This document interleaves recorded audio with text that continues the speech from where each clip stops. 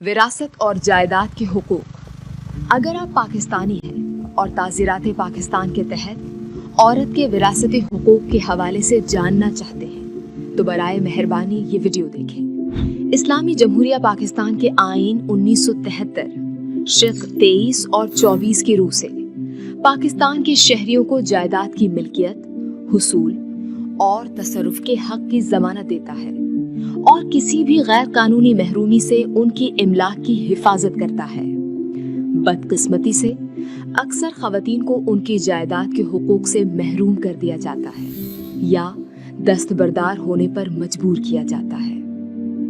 हम बुनियादी तौर पर शौहर, बहन भाई या वालिदैन की मौत के बाद खवातीन को जायदाद के वारिस बनने के हवाले से उनके हुकूक पर तवज्जो मरकूज करेंगे जो दीगर हुकूक के साथ साथ शामिल हैं। मुसलमानों के लिए इस्लामी विरासत का कानून कुरान पाक की कुछ आयात और हजरत मोहम्मद मुस्तफ़ा सल्लल्लाहु अलैहि वसल्लम की हदीसों से अखज़ करदा जायदाद और विरासत में खवातीन के हुकूक की असास है। पाकिस्तान में किसी शख्स के मजहब या फिरके के लिहाज से विरासत के कवानीन के उसूल कदरे मुख्तलिफ होते हैं और विरासत में मिलने वाली इमलाक की मिक़दार किसी एक जिन्स से मुंसलिक होती है। इस्लामी विरासती कानून के मुताबिक जायदाद के कानूनी वरसा मुतवफ़्फ़ी के लवाहिकीन होते हैं जिनका ताल्लुक खून के रिश्ते से हो।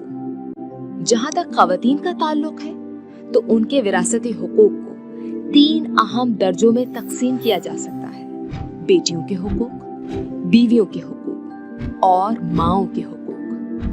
आइए अब मिसालों की रोशनी में इन हुकूक की वजाहत करते हैं। अगर एक मरने वाला शख्स अपने पीछे बेटी और बेटा छोड़ता है तो बेटी को जायदाद में से 1/3 हिस्सा मिलेगा अगर मुतवफ़्फ़ी की सिर्फ बेटियां हैं, और अगर वो सुन्नी मुसलमान है तो तब कुल जायदाद का 2/3 2 या इससे ज़ायद बेटियों में बराबर तकसीम होंगे, और अगर सिर्फ एक बेटी हो तो वो कुल जायदाद में से आधे की वारिस होगी। अहले तशय्युअ में अगर 2 या उससे ज़ायद बेटियां हैं तो कुल जायदाद उनमें बराबर से तकसीम कर दी जाएगी, और अगर एक बेटी है तो वो कुल जायदाद की वारिस होगी।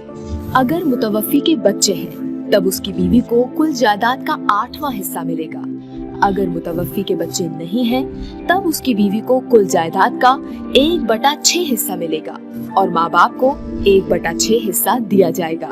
किसी औरत को जायदाद अलग करने और उसे अपने नाम करवा लेने का हक है जो शादीशुदा खवातीन के 1874 के मिल्कियती कानून में भी बयान किया गया है, जिसमें शादीशुदा खवातीन से मुताल्लिक़ कवानीन की वजाहत और तरमीम शामिल